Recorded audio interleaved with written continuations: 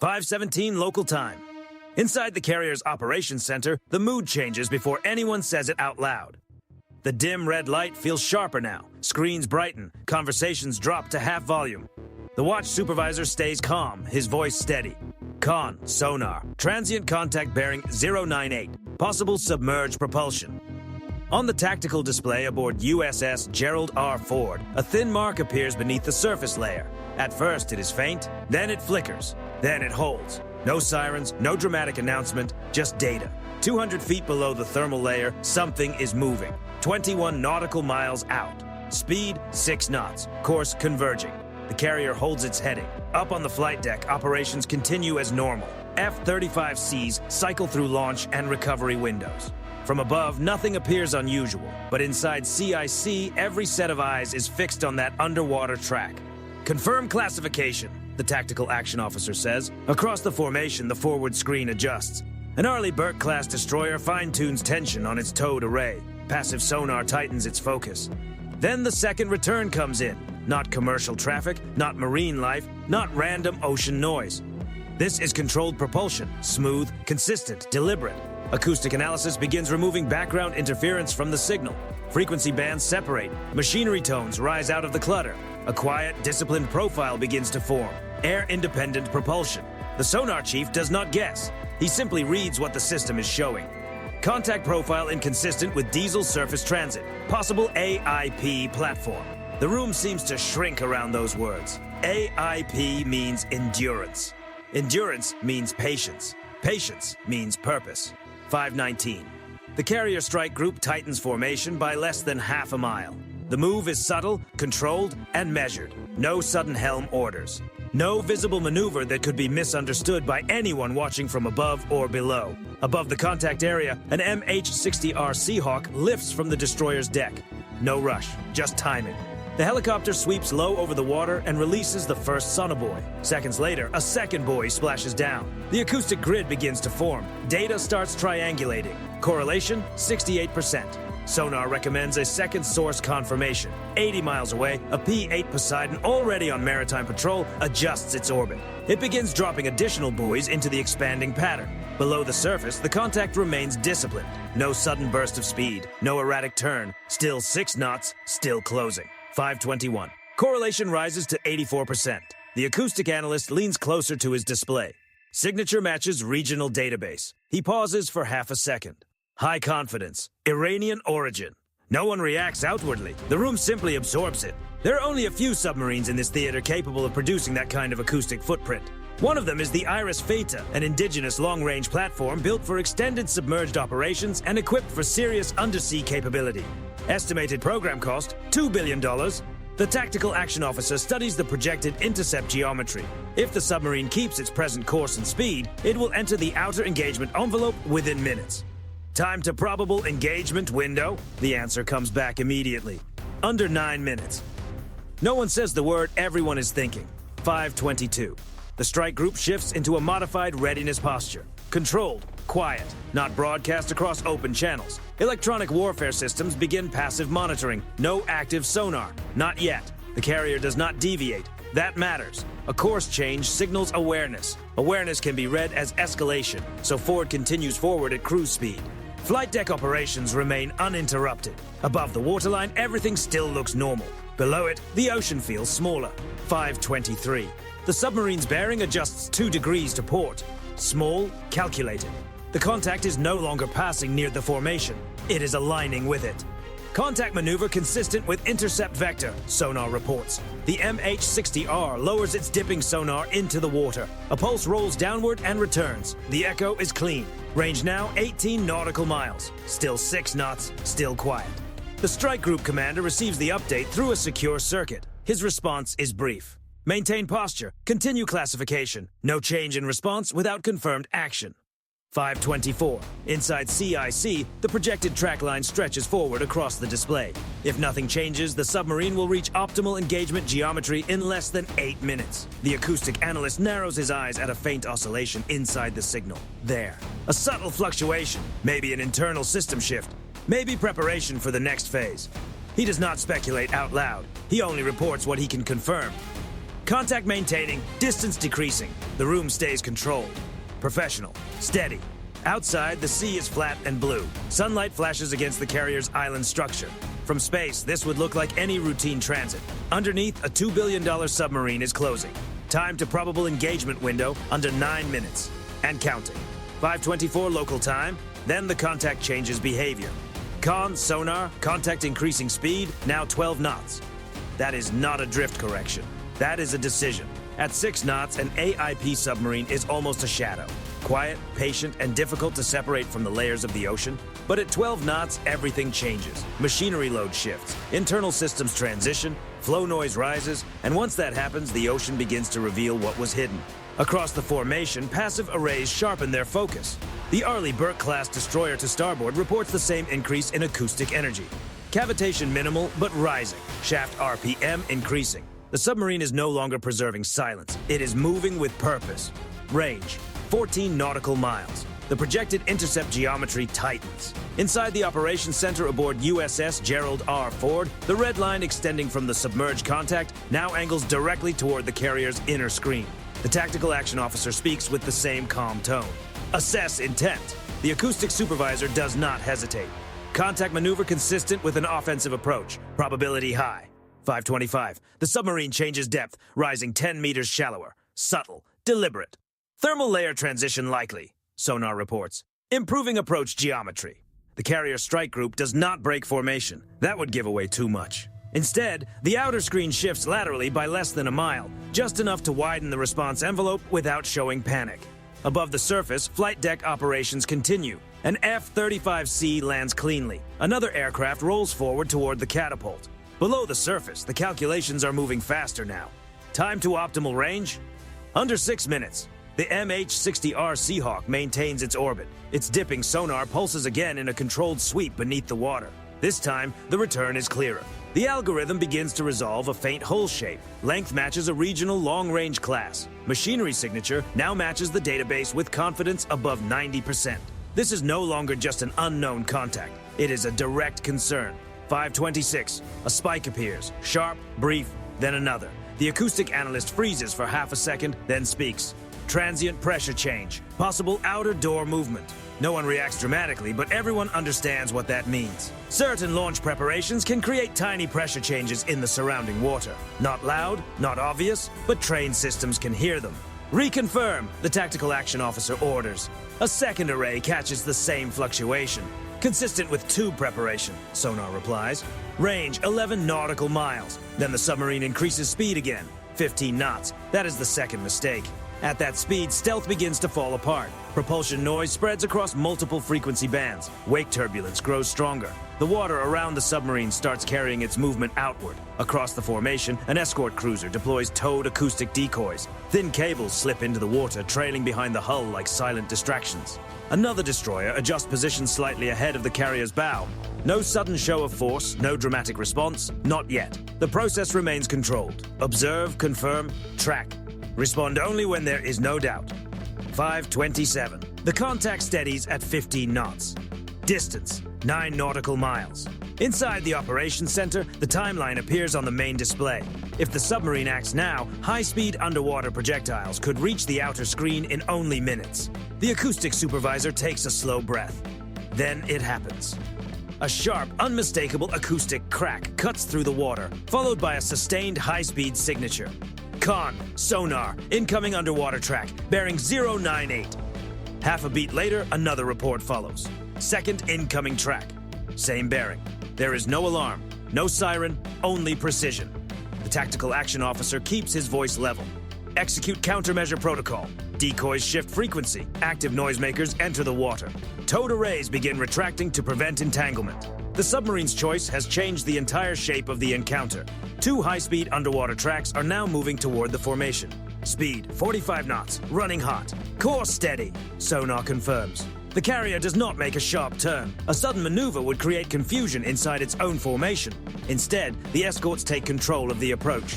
The nearest destroyer adjusts heading by 2 degrees, drawing one incoming track toward its decoy field. The cruiser adds more acoustic interference, filling the water with overlapping signatures. Above them, the MH-60R Seahawk banks hard, shifting position for the next phase. Range to outer screen, 7 nautical miles. Time to intercept window, under 3 minutes. Inside the Ford's operations center, no one raises their voice. Every bearing is logged. Every shift in sound is recorded. 2 incoming tracks are now in the water. The submarine has committed, and the strike group is already closing the containment zone. Impact window, under 4 minutes. 5:28 local time. 2 high-speed tracks cut beneath the surface. Speed, 45 knots. Bearing steady. Depth programmed for the mid-water column. Inside the operations center aboard USS Gerald R. Ford, the display splits into 2 colors. Blue for friendly units, red for incoming threats. 2 red vectors move quickly through the layered defense screen. Outer screen has primary, the tactical action officer says. No panic, only sequence. The nearest Arleigh Burke-class destroyer adjusts 3 degrees to port. Small, controlled, precise.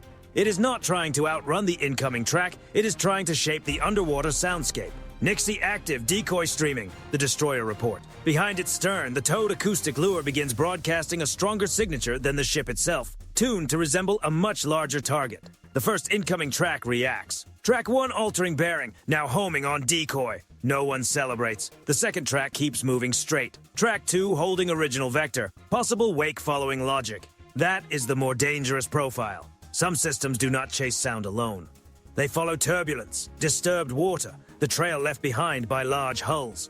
On the eastern flank, the cruiser releases additional countermeasures. Surface ships subtly adjust spacing, disrupting predictable wake patterns. Above the waterline, nothing dramatic appears to happen. From a distance, the carrier group still looks calm, composed, and disciplined.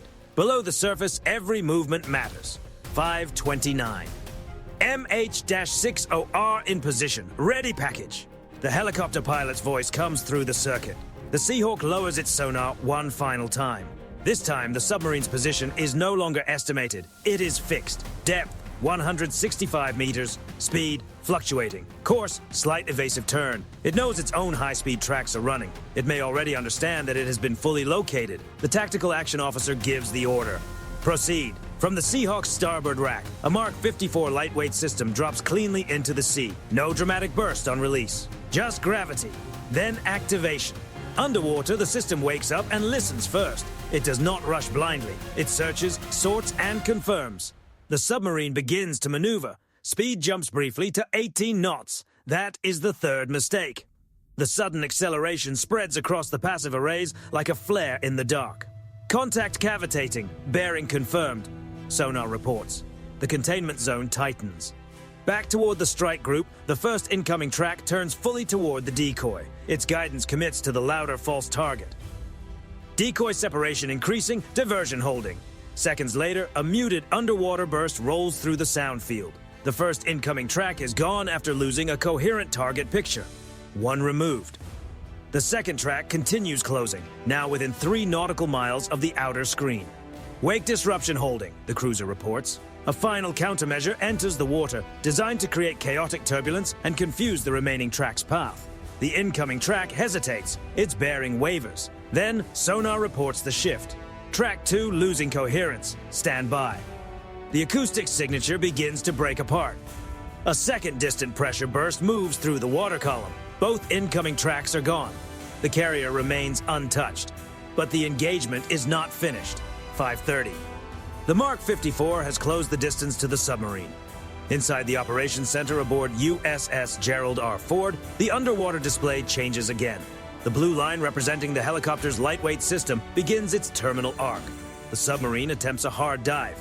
Contact descending, now 210 meters. Too late. The Mark 54 locks. Unlike larger underwater weapons built for overwhelming force, the Mark 54 is precise. It calculates lead angle. It adjusts for evasive movement. It does not need visual confirmation. Deep in the water column, there is a brief flash followed by a heavy pressure wave. Above the surface, there is no towering plume, no dramatic blast, just a force rolling outward through the sea and vibrating through steel hulls. Inside CIC, the contact flickers. Then sonar speaks. There is a pause. Not long, just long enough to confirm. Primary contact lost. Debris field detected. Multiple metallic signatures descending. Fragments. Uncontrolled structural noise. Pressure changes. Then the submarine's propulsion signature disappears across the formation. Every array keeps listening. For another launch. For an escort. For a second contact. Nothing answers. Only settling wreckage and expanding air pockets rising slowly toward the surface. 5:31. The Seahawk maintains its orbit and continues scanning for any remaining movement. The strike group does not celebrate. It does not slow.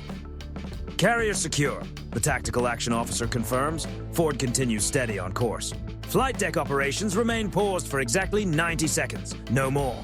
Below the surface, the ocean absorbs what happened. A $2 billion submarine made its move. The strike group closed the containment zone, and in less than 13 minutes, the underwater danger was no longer an active contact. 5:37 local time, no secondary contacts. That is the first confirmation. Inside the operations center aboard USS Gerald R. Ford, the main display shows only blue tracks now. Friendly ships, friendly aircraft, the two red underwater vectors are gone.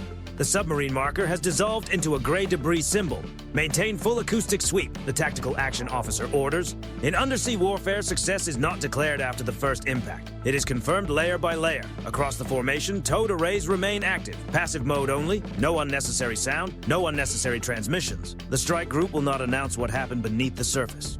The MH-60R Seahawk widens its orbit. Infrared sensors and surface search radar scan the waterline for oil sheen, rising material, or emergency buoys. Negative surface contacts, the pilot reports. No raft signatures, no emergency beacon. At depth, sonar detects intermittent metallic ticking, the sound of stressed steel cooling, bending, and settling under pressure. Multiple descending objects, sonar confirms. No propulsion return. That is the second confirmation. 5:40. The outer screen begins shifting back toward standard spacing. Not rushed, not triumphant. Professional. A cruiser records the final intercept geometry. The destroyers begin recovering remaining decoys. Every countermeasure is logged by serial number and timestamp. Every second of the encounter is archived. Every acoustic fluctuation, every bearing change, every high-speed underwater run. Not for headlines, for doctrine, for training, for the next time the ocean goes quiet for the wrong reason. The P-8 Poseidon on patrol tightens its orbit and releases 2 additional sonobuoys over the debris field. If another submarine had been shadowing the formation, this would be the moment it might reveal itself. Nothing moves. The water remains silent. 5:44. A secure burst transmission leaves the carrier group and moves by satellite to higher command. Subsurface contact resolved. Carrier secure. No damage. No personnel injuries. 6 lines. No dramatic language. No victory statement. Only data. 5:46. Inside Ford's CIC, posture eases from modified readiness toward Condition 3. Not fully routine, but stable. Flight deck operations resume. An F-35C taxis forward. Catapult steam vents briefly, then compresses. The aircraft launches into the sky as if nothing below the surface ever happened. From the horizon, the carrier strike group looks unchanged. That is intentional. 5:48. Across encrypted channels, there is still no public broadcast from Tehran. No emergency maritime warning. No distress message from any regional naval command. Strategic silence has weight. In modern naval conflict, silence can buy time. It can shape the story. It can prevent the moment from becoming something larger. The strike group commander understands that the absence of noise may matter as much as the pressure wave itself. 5:50. Sonar confirms final structural collapse. The sound fades back into the natural noise of the ocean. No organized acoustic pattern remains. Primary hull failure assessed as complete, the acoustic supervisor reports. No intact compartments detected. There is no further explanation. Undersea warfare is rarely visible. There are no burning decks, no obvious exchange above the horizon. The entire encounter happens through math, pressure, distance, and sound. 5:52. The formation shifts into defensive expansion. Combat air patrol is temporarily doubled. An additional MH-60R launches, not to engage, but to monitor. Because if there is one rule the U.S. Navy follows in moments like this, it is simple.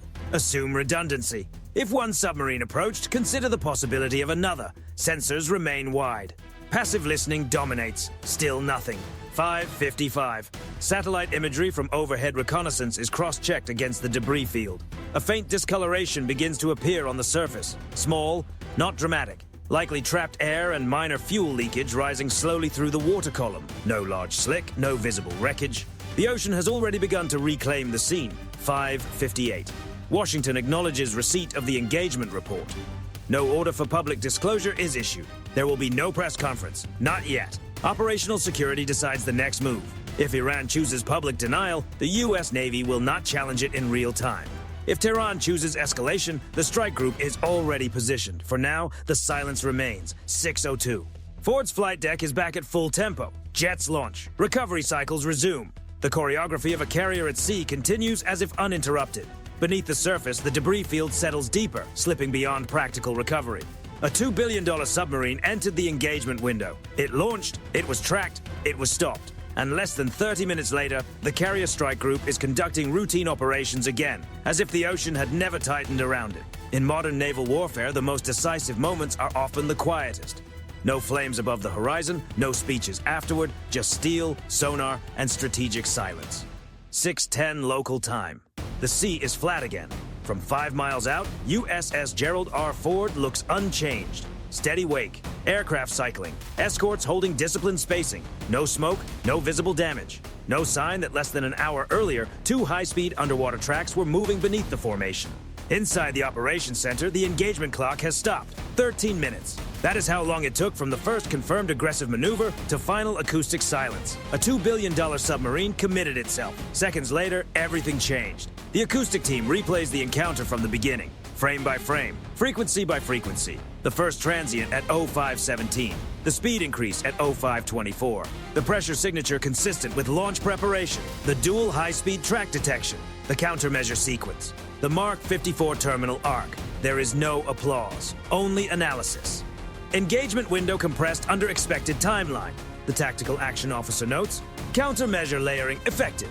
On the outer screen, an Arleigh Burke-class destroyer returns to standard patrol bearing. Decoy systems are reset. Towed arrays are recalibrated. Every system that activated during the last hour is inspected, reset, and logged. Nothing is left to assumption.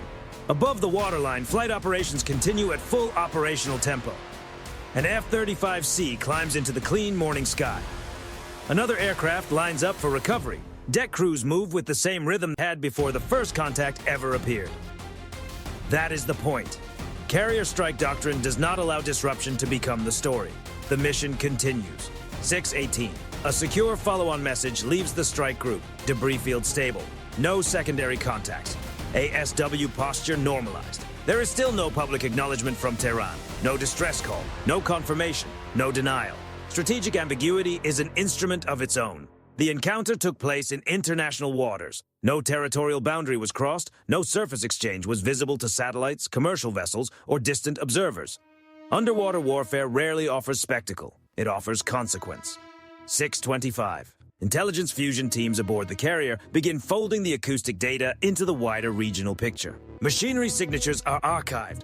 Propulsion harmonics are cataloged. Tactical behavior is recorded. The submarine did not hesitate. It aligned. It accelerated. It launched within a narrow window. That choice removed the uncertainty. In naval doctrine, intent is measured by action, not distance. 2 incoming underwater tracks were intent. The strike group's response was measured, layered, and controlled. No long-range response towards shore. No surface escalation. No pursuit beyond the containment zone. Just the removal of an active danger. 6:32. Combat Air Patrol rotates. A second MH-60R lifts off for a wide area sweep. Not because anything new has appeared, but because absence must be confirmed again and again. The ocean gives no guarantees. Below 200 meters, pressure continues its silent work. Whatever remains of the submarine descends deeper into cold darkness. The encounter will be studied, replayed, modeled, wargamed, but on deck, sailors move on. One chief petty officer glances toward the horizon, then turns back to his crew. Back to work, he says quietly. 6:40. Ford's island structure casts a long reflection across the water. Escorts hold steady geometry. Radar arrays sweep without pause. Sonar arrays listen without emotion. No banners, no announcement, no change in heading. Because the message was already delivered beneath the surface. The submarine made its choice. The ocean answered. Seconds later, everything changed. Not for the carrier, for the platform that decided to test it. Modern naval power is not measured by how loudly it reacts. It is measured by how precisely it resolves danger without widening the conflict. The strike group remains on station. The sea returns to quiet. And somewhere far below the surface, a reminder rests in silence. A U.S. carrier strike group does not guess. It does not flinch. And when challenged, it does not miss.